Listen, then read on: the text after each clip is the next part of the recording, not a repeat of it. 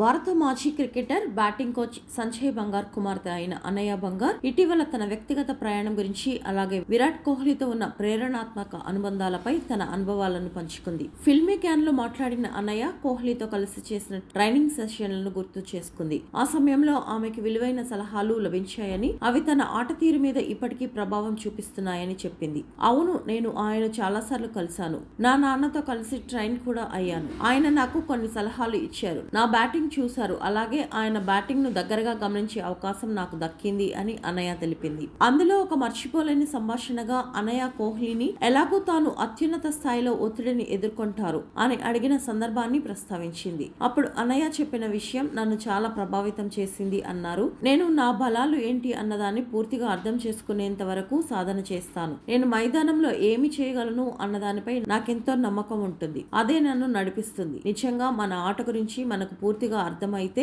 మిగతా అన్ని సరైన దిశలో సాగుతాయి అని అనయ తెలిపింది. గత సంవత్సరం అనయ బంగార్ తన ట్రాన్స్ ఉమెన్ గా మారిన ప్రయాణాన్ని పంచుకుంటూ అందరి దృష్టిని ఆకర్షించింది. హార్మోనల్ మార్పుల గురించి ఆమె బహిరంగంగా మాట్లాడి ఇప్పుడు అనయ బంగార్ అనే తన కొత్త పేరుతో గర్వంగా జీవిస్తోంది. అది ఆమె నిజమైన గుర్తింపుని సూచిస్తుంది. మే 14 బుధవారం రోజున అనయ సోషల్ మీడియా ద్వారా తన క్రికెట్ స్కిల్స్ ను చూపే ఒక వీడియోను షేర్ చేసింది. ఆ క్లిప్ లో ఆమె ఫ్రంట్ ఫుట్ పై గట్టి డిఫెన్స్ టెక్నిక్లు, ఎలిగెంట్ స్ట్రెయిట్ డ్రైవ్స్ లో ఆకట్టుకుంది. ఆమె క్యాప్షన్ లో ఇలా రాసింది, ఇంకా చెప్పలేను కానీ చాలా పెద్ద విషయం రాబోతుంది అని పేర్కొన్నారు. ఇదిలా ఉంటే విరాట్ కోహ్లీ అనేక యువ క్రికెటర్లకు ప్రేరణగా నిలుస్తున్నారు. ఆయన ఇటీవల మే 12 టెస్ట్ క్రికెట్ కు రిటైర్మెంట్ ప్రకటించారు. 2011లో వెస్టిండీస్ తో తన టెస్ట్ అరంగేట్రం చేసిన కోహ్లీ భారత జాతీయ జట్టుకు 4వ అత్యధిక పరుగులు చేసిన ఆటగాడిగా తన రెడ్ బాల్ కెరీర్ ను ముగించాడు. గత సంవత్సరం ఇప్పటికే టీ20 క్రికెట్ కు గుడ్ బై చెప్పిన కోహ్లీ ఐపీఎల్ 2025లో రాయల్ ఛాలెంజర్స్ బెంగళూరు తరపున మే 17న కోల్కతా నైట్ రైడర్స్ తో